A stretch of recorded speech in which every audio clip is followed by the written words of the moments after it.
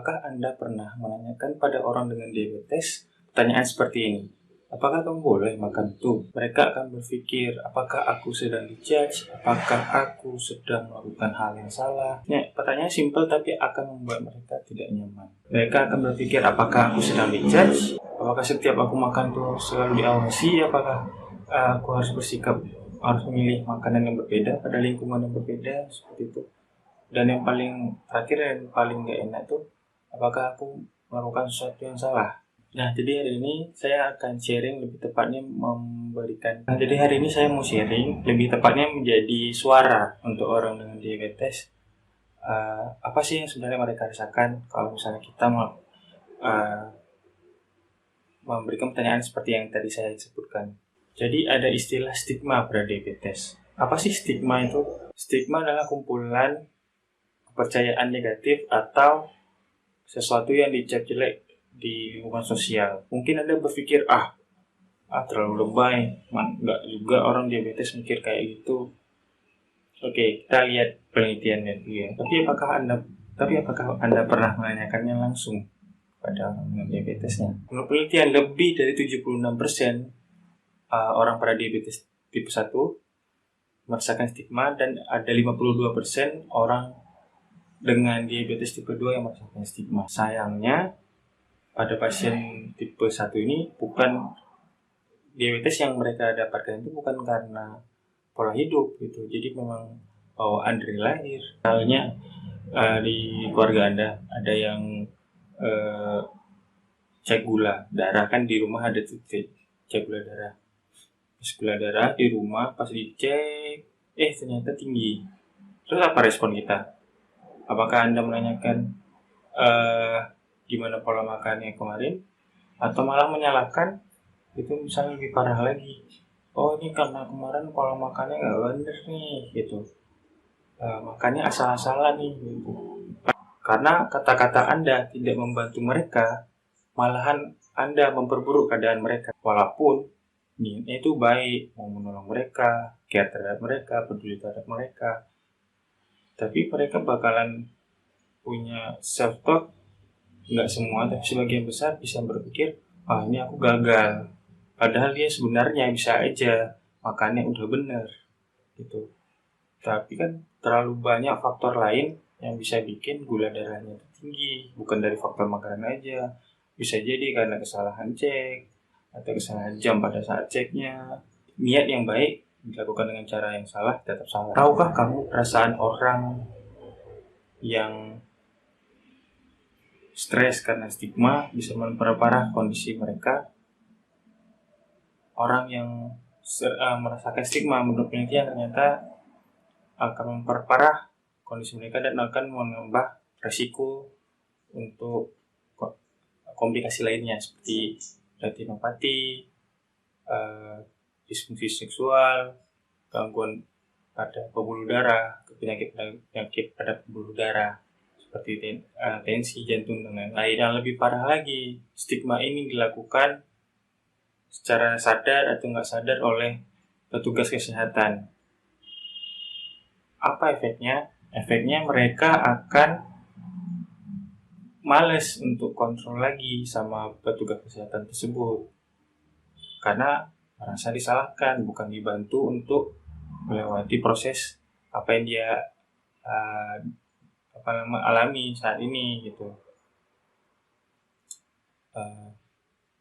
Pengaruhnya apa? Jadi kontrolnya nggak teratur, malah bisa lebih parah, obatnya nggak diminum gitu. Ya diminum cuman pada saat mau ngecek ulang, misalnya dia mau cek ulang, dia minum biar gulanya normal lagi, makannya ditahan-tahan. Padahal sebenarnya itu cuman kayak membohongi diri sendiri aja, karena sehari-hari biasanya nggak diminum obatnya. Tapi tenang, di lingkungan kita itu ternyata banyak banget yang melakukan kesalahan yang sama. Jadi nggak telat untuk kita memperbaiki, paling nggak membantu mereka, orang-orang terdekat kita, orang-orang yang kita sayangi untuk melawan diabetesnya. Gimana caranya? Pertama, dari bahasa yang kita pakai. khususnya ini petugas medis gitu ya. Kita sering bilangnya penderita diabetes gitu. Mereka udah cukup menderita ya, dengan apa yang mereka alami gitu. Jangan lagi kita sebutkan mereka sebagai penderita. Ganti kata penderita diabetes dengan orang dengan diabetes. Kedua, hindari membandingkan orang dengan diabetes dan orang yang tidak diabetes dengan kata non diabetes, karena itu membuat seperti diabetes adalah sesuatu yang negatif, padahal mereka sendiri juga nggak mau gitu. Misalnya di depan Anda ada dua orang, yang satunya diabetes dan satu tidak diabetes. Anda mau bilang kalau misalnya orang diabetes itu nggak baik kalau misalnya pola makannya sama seperti orang yang tidak diabetes. Lalu Anda menjelaskan pada orang diabetes bahwa orang non diabetes seperti bla bla bla bla, itu sangat sangat tidak etis. Ketika bisa berikan saran dan support kepada keluarga orang yang Anda kenal, orang yang terdekat dengan Anda yang memiliki diabetes, untuk tidak menyalahkan dirinya sendiri karena penyakitnya. Jadi diabetes ini masih bisa kita atasi bersama gitu ya. Dengan saling komunikasi yang baik, kita akan bisa mengatasi diabetes ini gitu ya. Yang keempat, saat berbicara jangan mengimage-kan diabetes dengan bentuk tubuh tertentu.